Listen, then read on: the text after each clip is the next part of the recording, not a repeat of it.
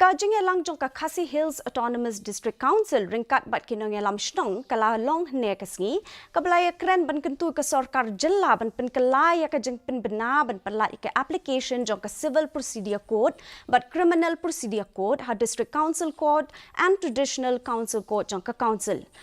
Habakrench ke lapatai khubor u Chief Executive Member jong ke KHADC uba Tito Starwell Khan ulaong baka council kan ajeng mut baka sarkar jilla kan sa penmi da ka weipat ke jeng penbena ban pelat ke application jong artli ki an ha ke District Council Code but Traditional Code lada kamla ban penkelaya ke jeng penbena ka bladat ban penmi uba khan ula pentip ru baka council ka sa thoshithis sha ka sarkar jilla ha ka beidei bat kani hadien chisngi arsngi should be transferred to the District Council Code.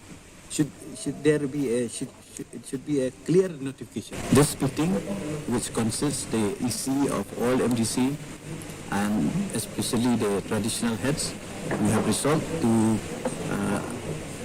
give suggestion again to the government to modify this notification. So we are not satisfied at all with this notification because we have not get that space of security about the provision of powers of the District Council Code. We would like to review again the notification. So I expect that the government will respond this meeting of all the traditional heads.